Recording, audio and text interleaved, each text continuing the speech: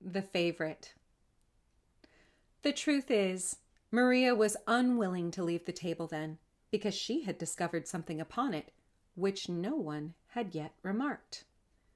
By the marching out of Fred's hussars, who had been drawn up close to the tree, a curious little man came into view, who stood there silent and retired, as if he were waiting quietly for his turn to be noticed.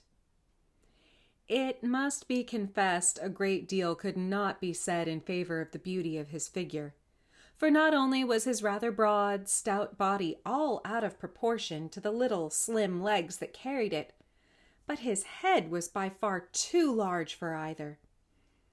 A genteel dress went a great way to compensate for these defects, and led to the belief that he must be a man of taste and good breeding. He wore a hussar's jacket of beautiful bright violet, fastened together with white loops and buttons, pantaloons of exactly the same color, and the neatest boots that ever graced the foot of a student or an officer. They fitted as tight to his little legs as if they were painted upon them.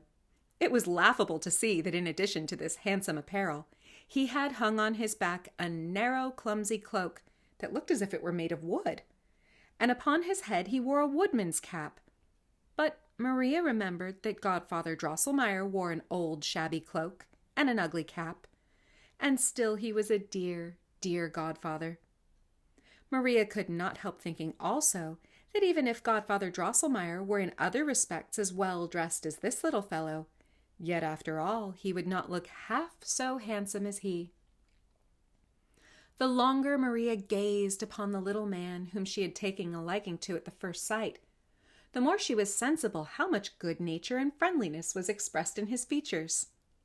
Nothing but kindness and benevolence shone in his clear, green, though somewhat too prominent eyes. It was very becoming to the man that he wore about his chin a nicely trimmed beard of white cotton, and by this the sweet smile upon his deep red lips was rendered much more striking. "Oh, dear father!" exclaimed Maria at last. "To whom belongs that charming little man by the tree there?" "He shall work industriously for you all, dear child," said her father. "He can crack the hardest nuts with his teeth, and he belongs as well to Louise as you and Fred." With these words, her father took him carefully from the table and raised up his wooden cloak, whereupon the little man stretched his mouth wide open and showed 2 rows of very white, sharp teeth. At her father's bidding, Maria put in a nut, and crack! The man had bitten it in 2, so that the shell fell off, and Maria caught the sweet kernel in her hand. Maria and the 2 other children were now informed that this dainty little man came of the family of Nutcrackers, and practiced the profession of his forefathers.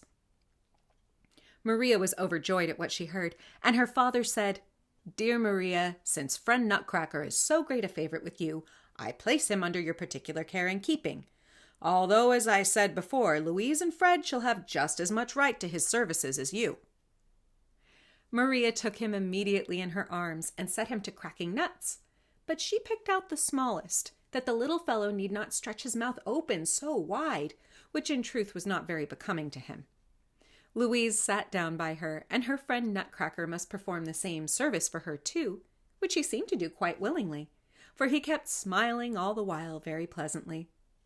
In the meantime, Fred had become tired of riding and parading his hussars, and when he heard the nuts crack so merrily, he ran to his sister and laughed very heartily at this droll little man, who now, since Fred must have a share in the sport, passed from hand to hand, and thus there was no end to his labor.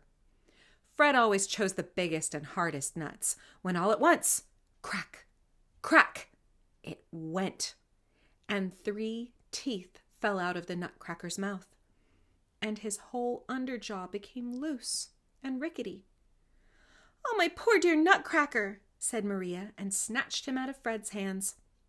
"That's a stupid fellow," said Fred. "He wants to be a Nutcracker and has poor teeth. He doesn't understand his trade. Give him to me, Maria. He shall crack nuts for me if he loses all his teeth and his whole chin into the bargain. Why make such a fuss about such a fellow?" "No, no," exclaimed Maria, weeping. "You shall not have my dear Nutcracker. See how sorrowfully he looks at me and shows me his poor mouth. But you are a hard-hearted fellow. You beat your horses. Yes, and lately you had one of your soldiers shot through the head. That's all right, said Fred, though you don't understand it. But Nutcracker belongs as much to me as you, so let me have him. Maria began to cry bitterly and rolled up the sick Nutcracker as quickly as she could in her little pocket handkerchief. Their parents now came up with Godfather Drosselmeyer. The latter, to Maria's great distress, took Fred's part. But their father said, I have placed Nutcracker expressly under Maria's protection, and as I see that he is now greatly in need of it, I give her full authority over him, and no one must dispute it.